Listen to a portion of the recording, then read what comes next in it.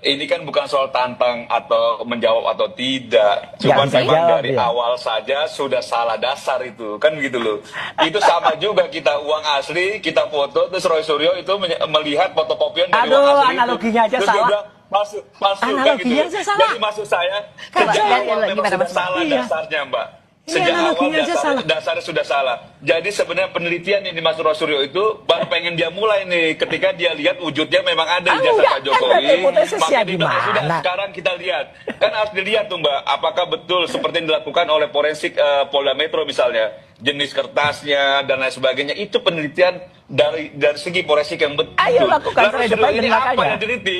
Apa yang Udah teliti? kita Apa yang teliti, di- jelas. Apa yang Makanya diteliti kita Suryo bisa terhadap katakan ijazahnya Andi Pak Aswan Jokowi? itu Nggak bohong. ada. Dian Sandi itu Nonsense juga gitu loh. salah. Karena Pak Jokowi Ya, tidak- Joshua apa, Sinambela Pak itu Jokowi juga tidak bohong. pernah memperlihatkan Gitu. sebelumnya pada Roy Suryo, jadi dia tidak bisa juga Udah deh, kalau mempunyai debat gini struktur. dengan orang-orang yang ngerti aja deh. Nggak ada. Ini Ya, nggak memang ngerti, itu susah. dasarnya. Susah, Dasarnya, Mbak. Ron. Itu Iya. memang begitu. Mar, Orang Semar, meneliti itu, kamu dasarnya ngikutin benar. ngikutin Petro aja kemana-mana gitu dah. Saya Dah. Oke, doa gimana? Apa yang dikatakan Gimana, Mas Petro Semar? ngikut aja gini ya. Digendong Gitu ya. Petro ini Karena Semar saya ya. itu udah agak mulai sakit ini jiwanya. Oke, oke. Pertama saya pribadi, saya percaya Pak Jokowi lulus. Ya. Saya percaya Pak Jokowi lulus. Saya percaya Gibran juga lulus. Adi Bukan Praetno saya hanya ngomong SMA. gini masih ketawa nih. Gue pikir lo nggak percaya atau kira-kira gitu ya. Ijazah sekali. Jokowi ini sebenarnya apa sih? Politik atau hukum? Ya. Kalau apakah ini persoalan politik ataupun hukum, saya justru melihat ini persoalan politik ya. Persoalan politik dalam arti ingin menghantam Jokowi setelah jadi presiden. Kenapa ini misalnya tidak dilakukan oleh kelompok-kelompok yang menentang itu 5 tahun, 10 tahun yang lalu? Karena posisi Jokowi cukup powerful, presiden yang dicintai rakyatnya, infrastruktur yang kemudian diakui, approval ratingnya sampai ke langit ke-7, kira-kira begitu. Nggak ada. Sebenarnya saya termasuk yang ingin menghindari perdebatan-perdebatan soal ijazah karena bagi saya tidak produktif. Sehingga isu-isu krusial dan isu-isu penting itu seringkali terlewatkan.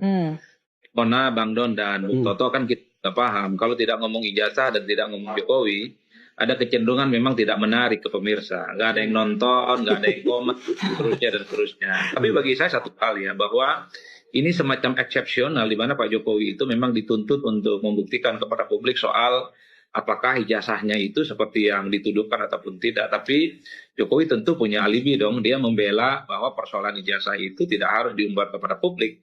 Satu-satunya instrumen untuk membuktikan itu semua adalah soal pengadilan. Bahkan kalau kita mendengarkan wawancara Pak Jokowi dengan salah satu TV swasta yang lain misalnya, bagi saya itu semacam pesan yang cukup tebal. Bahwa Pak Jokowi itu sebenarnya tidak terlampau peduli dan bahkan tidak terlampau mengikuti bagaimana persoalan ijazah yang persepsinya sudah cukup bias kemana-mana secara politik. Sepertinya Jokowi ingin kasih pesan bahwa ingin bicara tentang ijazah Pak Jokowi ya kuncinya hanya di pengadilan dan hukum. Sementara persepsi-persepsi politik terkait dengan isu ijazah, saya kira itu tidak akan memberikan efek apapun. Makanya Pak Jokowi ya hanya akan ingin ditujukan di pengadilan. Mas Adi, Jokowi bilang kalau ada agenda besar politik yang ingin menurunkan reputasi, menghina dia. Ya, saya kira siapa yang mengorkestrasi itu, soal siapa orang besar yang ada di belakang gerakan ini semua.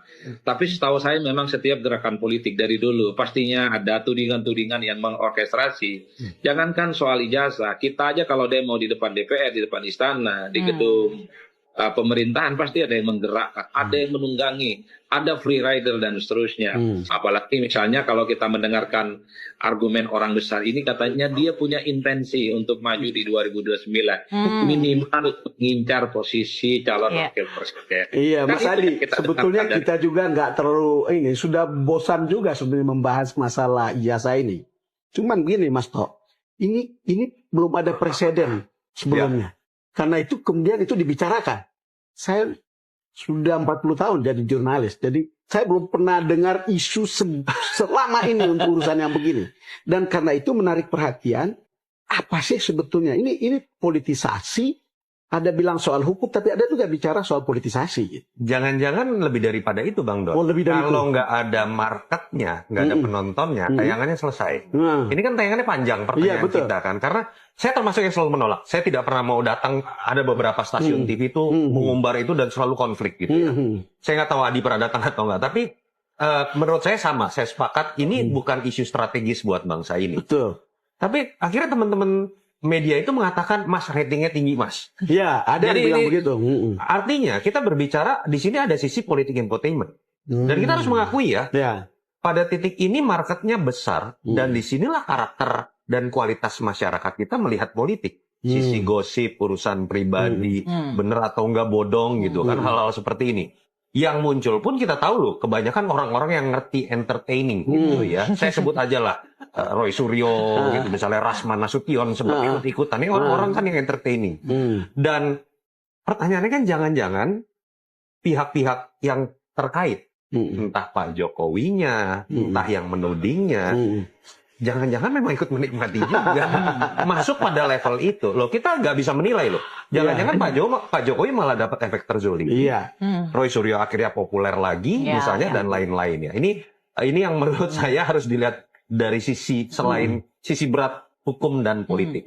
Kalau mau ditarik pada isu yang lebih beratnya, pertama saya pribadi, saya percaya Pak Jokowi lulus. Iya. Saya percaya Pak Jokowi lulus. Saya percaya Gibran juga Oke. lulus. Adi Bukan Praetno saya hanya ngomong SMA. gini masih ketawa nih. Gue pikir lo nggak percaya atau kira-kira gitu ya. Tapi poin penting ini sebenarnya kalau kita mau bicara agak serius ya. Kalau kita mau masuk ke dalam hal yang sifatnya pembenahan, yuk masuk Ya, situ. ya, Tapi ya. jangan dalam konteks karena saking bencinya sama Jokowi, gitu, pokoknya nggak ketemu bukti palsu. Oh sekarang Gibran gitu.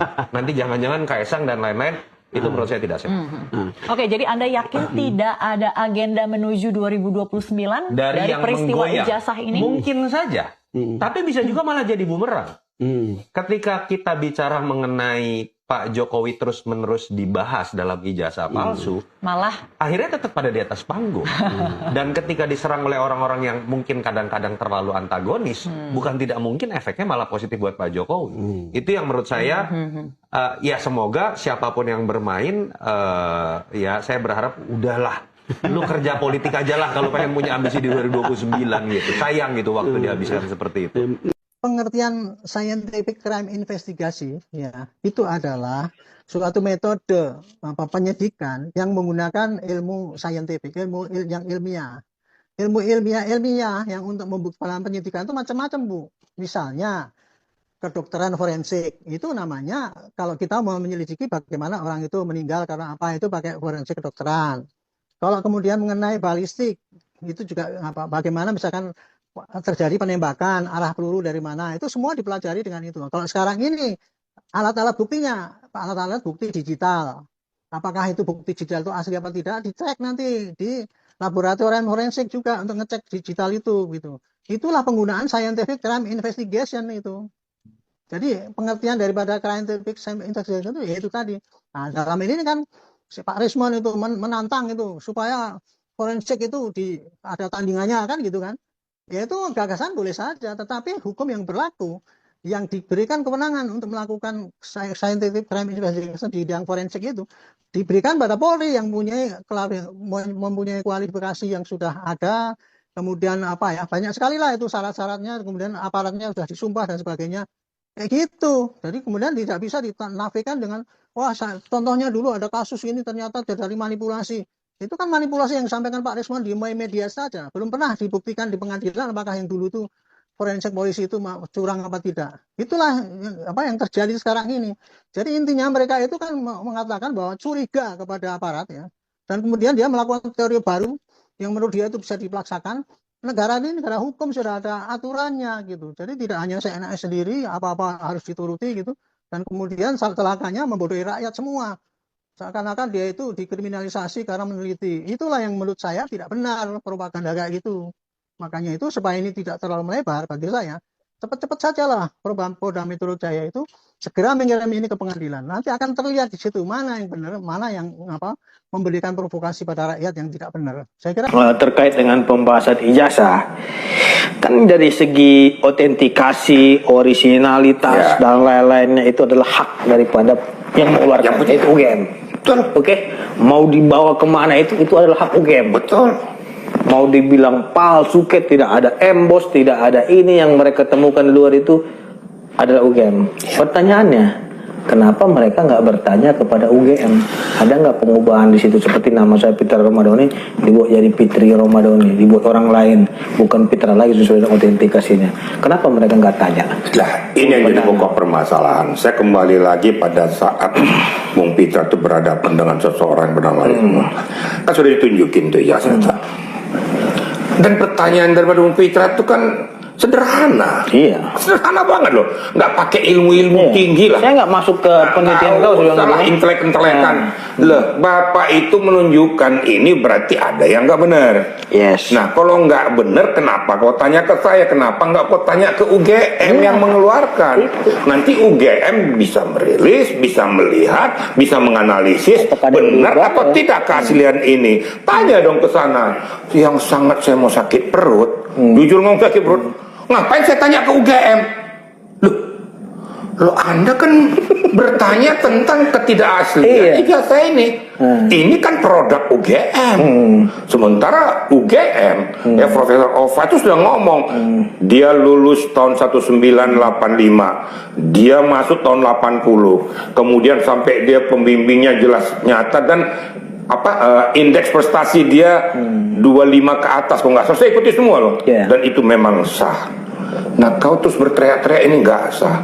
Sebenarnya kalau orang waras harus mikir ini rada-rada nggak waras semua yang ngomong ini. Nah, kalau mau ributlah dulu ke UGM.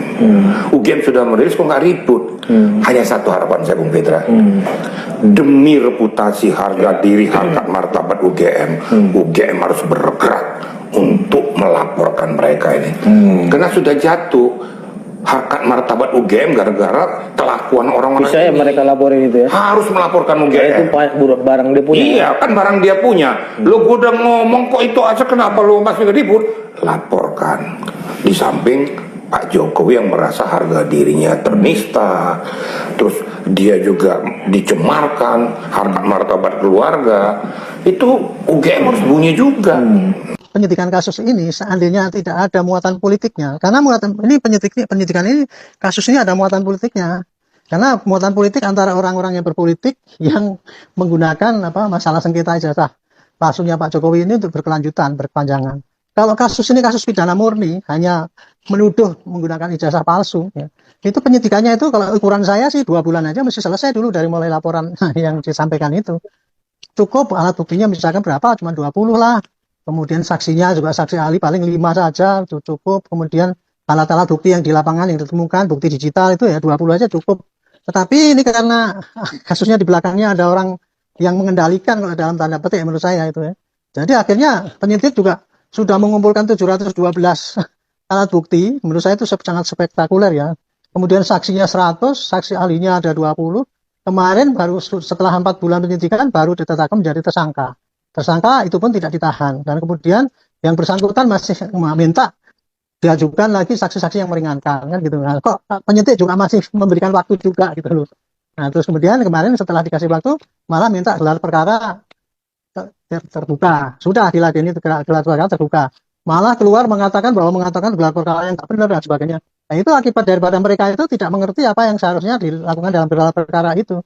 Pada prinsipnya mereka itu tidak mau mengakui proses hukum yang berjalan, dan mereka malah mengajukan mengenai bandingan mengenai forensik dan sebagainya itu kayak gitu. Jadi ya penyidik kebetulan kok yang mengadeni gitu. Jadi ukurannya berapa lama ini tergantung dari penyidik mas nanti. Tetapi saya lihat ya kemarin kan penyidik sudah mengatakan ini sudah lengkap, dan dia pembuktian yang disampaikan oleh Pak Roy pada buku putih itu dia katakan bahwa itu penelitian yang menurutnya tidak sah untuk sebagai alat bukti.